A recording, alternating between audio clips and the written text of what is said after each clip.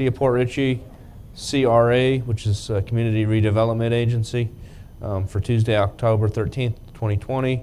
And this is going to be our board meeting. At this time, we're going to stand and say the Pledge of Allegiance, please. I pledge allegiance to the flag of the United States of America and to the republic for which it stands, one nation, under God, indivisible, with liberty and justice for all.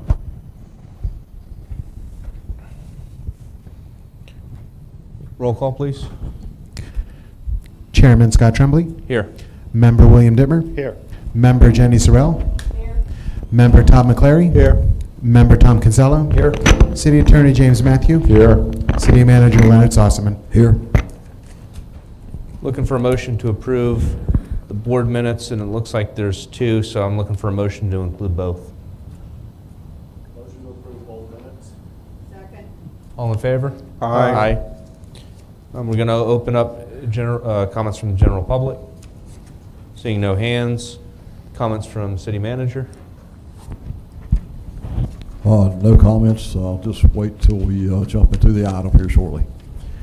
Comments from the board. I don't have any. I'm going to reserve comment for the board business item.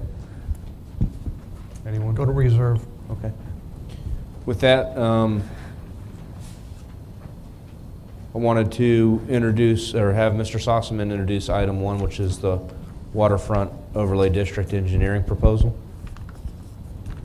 Thank you, Mayor. As you'll recall, at a previous meeting, we discussed a proposal from Ayers and Associates. They're an engineering company, and they put together a proposal to develop a conceptual plan for the waterfront overlay district. At the time it was presented, there was discussion by this board to make it larger, if you will. There were a couple parcels of land that you've asked us to take a look at. Talked to Mr. Chris Martin, who is the engineer representative for Ayers and Associates, and they have come back within the last few days with another proposal. It was dated October the 8th. There's a conceptual on the last page of it that shows some of the areas that they have actually added for your consideration. There may be other areas that you might want added along with it to make it even larger if you so desire. You can either approve it tonight, and then if there's anything else you would like added to it, we can always go back and ask them to tweak it here and there, I think without too much difficulty. They've been very amenable to the suggestion so far. The original was in the red on that in terms of I think he calls it the waterfront overlay WOD enhancements. And then there's two pieces of property that are identified in a light blue, I believe. And I've had some citizen comments that we might also want to work with Mr. The owner of Gill Dogs about the possibility of extending a sidewalk from his establishment on out to Old Post Road. That could be looked at as well. We know some of the traffic challenges, both vehicular traffic challenges because of the tightness of the area, which also present challenges for pedestrian traffic. And obviously we'd like to have as much use of the WOD as possible. I think it's probably a hidden gem because you could drive down 19 north or south either direction and not know it's there. So, one of the things I'd like to see us consider is some type of signage that would be visible to identify the area as the Port Richey WOD. And maybe we've also discussed, if you will, some public-private partnerships. Not just the land that's included for your consideration tonight in this proposal, which is $58,000 and change to go back and design, but to make it as enhance it as much as possible, if you will, from signage, pavers, those types of things. If you'll recall, and I just recently submitted updated WOD information to Pasco County. That stated some of the things that you would do besides the dredging of the two channels, and those do include the pavers, the sidewalks, the trailways, the bikes, all those good things that will bring more people to Port Richey to enjoy what it has to offer. And so with that, that's kind of the short thumbnail sketch, if you will. You've got a full description from Mr. Martin in your package, and I'll be glad to try to answer any questions. And those from a legal perspective, our learned city counsel to my left, Mr. Matthew, will be glad to answer those. And also, we have both Dallas Falls here, who's our building official, could answer some, and then to his far left is Sean Uhas from a public works utilities perspective. If you have questions that I can't answer. And thank you. I was looking at the map, and I wanted to kind of go back and see if we can take a look at the map, which is the last page in the packet, page 13. And there's the red path that's what was proposed, and then you've got the blue areas. What I was asking is whether or not that red path, it dead ends basically where Treadway is. Wanting to know whether or not we can continue that path north up to where Grand Boulevard is, which is kind of the main throughway, to make sure that if you have any pedestrian traffic coming from the park or the speedway, that you're not impeding traffic there. So I didn't know if the board was okay with that, but I had a concern because that's where the main flow of traffic is going to come into that waterfront overlay district. So I thought that red zone should extend out further north, which will keep pedestrian traffic from tangling with traffic as it comes in through Grand, down Old Post, and down Treadway. I totally agree with that. We have on the west side of Old Post, the bike path, walking path. It starts at the north end of Old Post and it goes all the way down and it ends right there at Grand Boulevard. So a lot of the pedestrian traffic walking south to this area, once they get to that one section, everybody's in the street. And to me, that's quite a liability that we force everybody out into the street. It needs to be included. If I could step in, and Dallas, maybe you can weigh in on this. We don't own that property there. So that, unless we develop some sort of public-private partnership between the owner of Gill Dogs and the city to develop that or improve that, that red line can't move from where it is right now. And I have talked with the owner. He is very much interested in doing that. But I think we need to, before we start designing on his behalf, start getting him involved in it. And I believe there's been other conversations as well from business owners throughout that area. Perhaps we want to have before we start engaging the engineer on a path, and I'm all for moving forward as quickly as possible, see what the extents are and what people are willing to do and allow us to do on their private property to get the best bang for our buck out of our engineer. And if I may, I had thought of that as well. I'm not in a position where I want any delays, so what I would kind of wanted to do is to do a feasibility study that included if they're willing to donate land or if we can purchase land versus if we can't. And kind of like they did with the other study with the, where they were building the golf cart path. I went to the feasibility study. They had Path A, which is what we have right now in bird in hand, and they had Path B, which is if we can get these certain parcels of land. And then it'll be up to us to whether or not we're going to go Path A or Path B. But I think that I want to get the engineering study done for at least the main part of it. And if Path A and Path B, the sticking point is going to be that little piece of property, then I think at that point, once the feasibility study's done, we engage the property owner and say we've done a feasibility study, and for us to extend this path, this is the direction that we're going to have to go. But that way we have the study, at least the feasibility portion of the study already done. So that would be my suggestion with the direction that we move with this.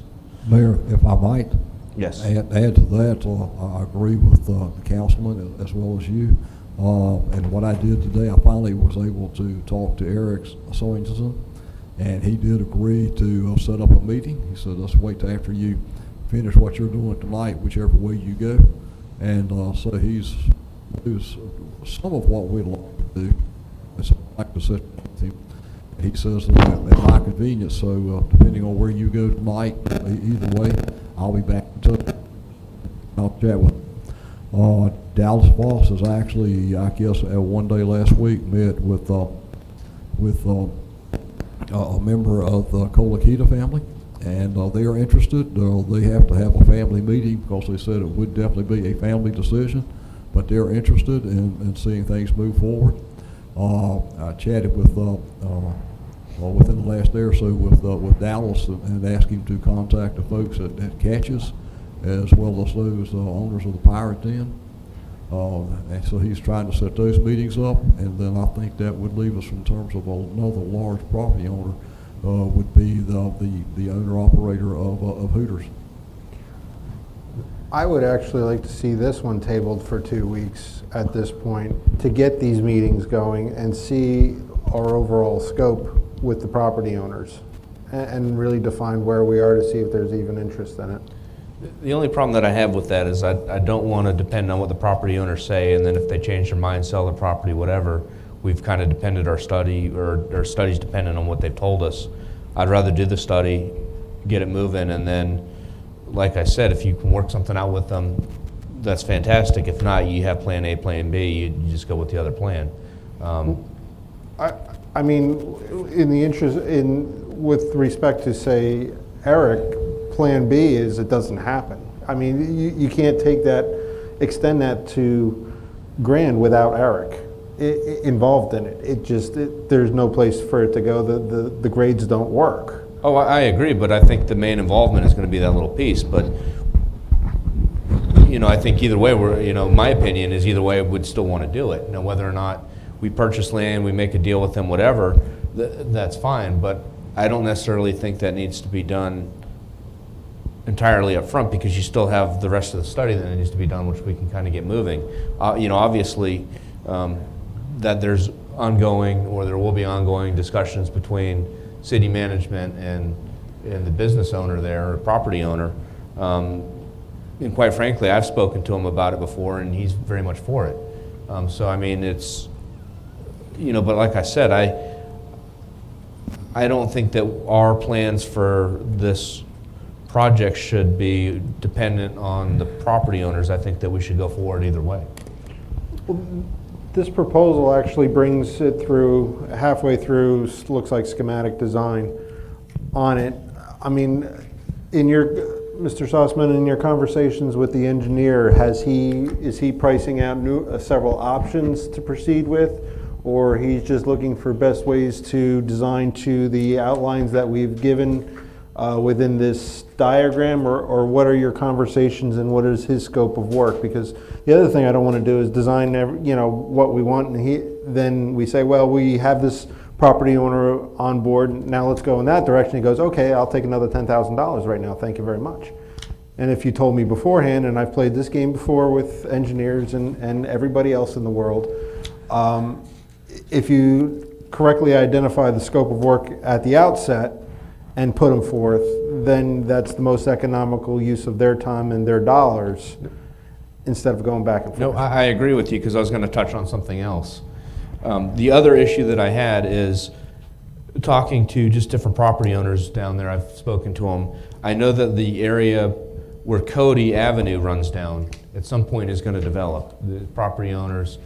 And my suggestion now, because you have property owners that may be willing to part with a little bit of property, would be to construct a sidewalk that runs east-west from Bayview down Cody Avenue towards where 19 is as part of the scope of the project. Because if we're going to develop that area, I think that right now would be the best way to develop that, because they haven't built a parking lot or anything on that. So I wanted to kind of expand the scope to have the sidewalk run up and down Cody Avenue too, as part of the pedestrian traffic pattern.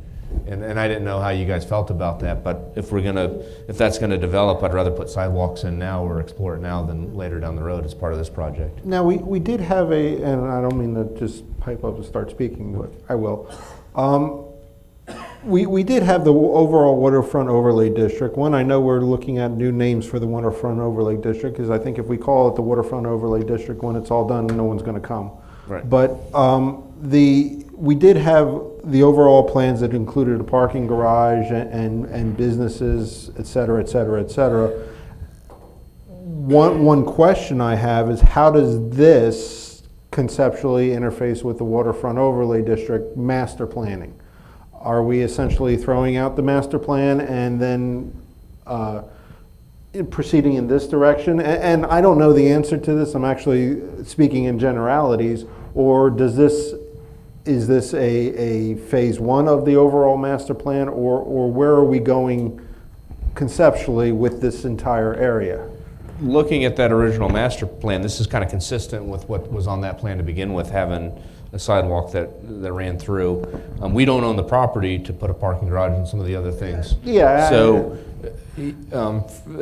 from a realistic standpoint, this is consistent with what was in there, because we also own that little piece of property that's in blue, that's between Gildogs and what used to be Seaside. I don't know what it is now, but the bottom line is we own that little parcel of land which can be used for parking. It's the extension of Treadway. Correct. Goes down to Seaside. Correct. But that's a nice little chunk of land for some additional parking if we develop it correctly, which is, I think, was in the original master plan. They had curbs there and they had it paved and they had parking, whether it's metered parking, free parking, whatever. That's a different issue. And then for the boat ramp, that's another separate project that's coming forward, which should tie into this. But everything that we're looking at here, from what I can tell from the original master plan, is consistent. Okay. So the only thing, though, if we're going to address pedestrian traffic, I'd rather do it for all pedestrian trafficking, not just one road. I agree. One shot all the way through Correct. and get it done. Because you have the east-west on Cody Avenue and east-west on River Gulf Road, which is a little strip of land right next to what Catch's parking lot. But right now, in talking to those business owners, they have different plans that they want to use for that property, but it's not undeveloped. So if we're going to put sidewalks, now would be the time. Yeah. So I wanted to know if we could add that to the feasibility study, just a sidewalk running east-west there, and then that little piece going north-south from where Treadway dead ends on Old Post north a little bit. And I know that's going to be hinge on whether or not we can obtain property from a private business owner, but I don't want that to be, I don't want the whole plan to be contingent on that. I want to go forward either way. I think we should plan for it. Part of, obviously they're going to come back to improve those areas. Part of that discussion and agreement process or requirement could even be the business owner, respective business owner, puts in the sidewalks in accordance with the master plan. There may be some discussion. Depending what's going there, obviously. But the feasibility studies, part of that's going to say who owns the land and what we need to do. And that's why I want to do the feasibility study, so we can engage these people and say, hey, in our feasibility study, we need a piece of parcel of land. But I think that the feasibility study should be where we start, and then we engage business owners where we know we need parcels of land, pieces of property, so on and so forth. I met with Chris from Ayers and city staff, and we walked the WOD and went through some of these things. And one of the things that came up, obviously, is that sidewalk extension that you both mentioned. Also, we discussed the sidewalk on the side of Cody. We do have several easements in the area that could be used for different things, or they could be used to work with some of the property owners in different areas. So we brought that up, and staff was aware of these items that we had discussed. So those items are going to bring there, but I think we do need to move ahead, like the mayor says. I don't want this to fall back, but as we're going through it, that these feasibility studies should tell us, like you said, the access on Old Post and along Cody Avenue for these, and that one of those other easements actually goes from basically Nick's Park and runs through behind the Pirate Bar, which would be a perfect walking path to keep people off of Treadway and things from that front parking lot, which would be, I think, a great addition. to move through the back, and the Pirate Bar could put in a back door, and you'd have more people going in that way as well. But I think we do need to move forward with it. We really did increase our scope of work from our last meeting from what we saw.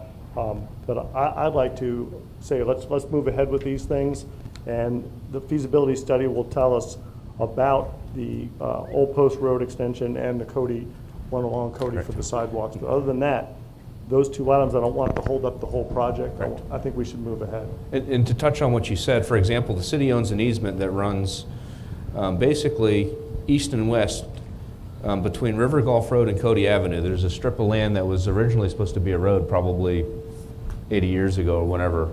It's my understanding, looking on a map.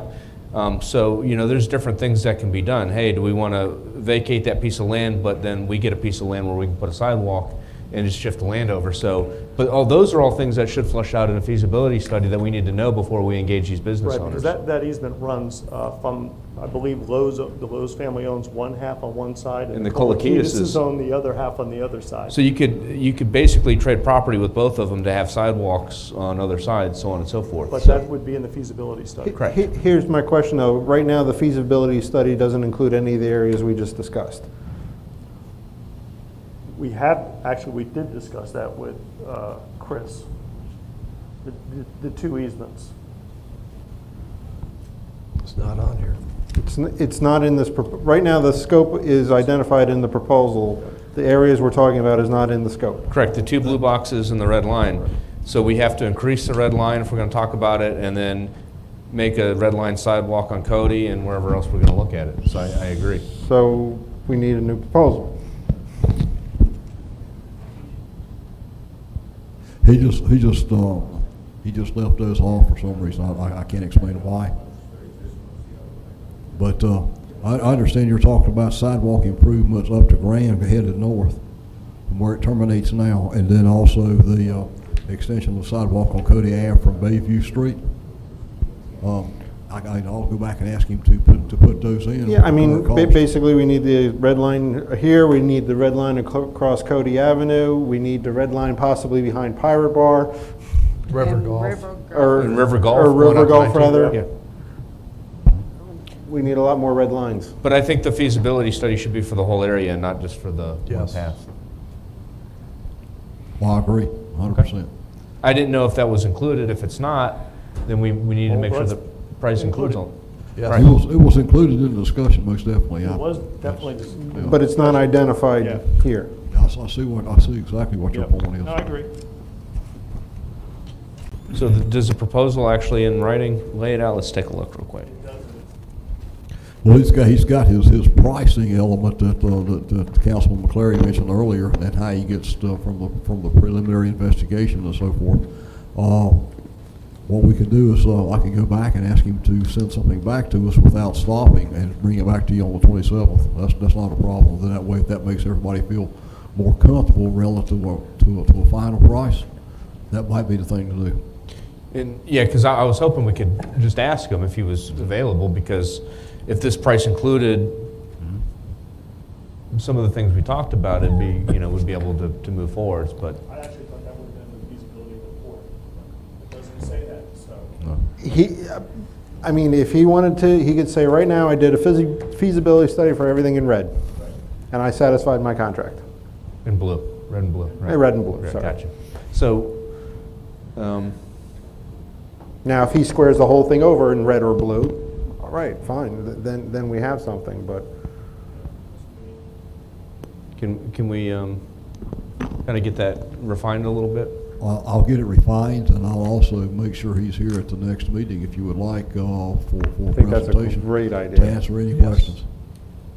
Yeah, as much money is involved here, I want to make sure we do it right, and it may be better just to talk to them and, in a public forum. Absolutely. We'll make that happen on the 27th. Okay. The other thing, if we're going to do it that way and he's going to be here, can we put the CRA meeting before instead of after so we can get him out? Is That's- that possible to schedule it before the meeting? 6:30? Correct. Perfect. And maybe we actually also reach out to the business owners and get that feedback, so it's all nice. Sure. That's fine while we're. Yeah, I'm just saying, we can, I mean, I've already Get- talked to everybody, but just I kind of, just to get a feel for where everyone's at. But Ultimately, it's going to be up to city management, I think, to kind of see where the, correct? We can actually, like I said, I want to meet with Mr. Swainson. I can't pronounce that name. That's like, Sojourn. yeah. I can I never was say spelling it wrong. I Eric. thought there was an R in there, but there's no R in it. It's just, but anyway, I'll get up with Eric, and we're going to reach out to the other ones, and we can actually invite them to come to the next meeting as well, if it's going to be the CRA meeting at 6:30. That might impinge on the time for the 7 o'clock city council meeting. We do 6:15, give us 45 minutes, because you're going to have someone probably talking about the boundaries, and then maybe a business owner or two, or a couple of people from the public, so. Correct. 6:15. Yeah, give us 45 minutes to go through it. I think we can do it in 45 minutes. I think more likely 45 minutes than 30. The answer is I don't know. I think it'll be much closer. We can make it 6 o'clock as well, I'm concerned. Why think- not just a solid hour? And that way everybody Okay. feels like they got fair time. I'm fine with that, but I At just want to. 6 o'clock. 6 o'clock. 6 o'clock. Okay. 6 o'clock it is on the 27th. Yes, sir. So I think that closes the discussion pretty much on this for this meeting.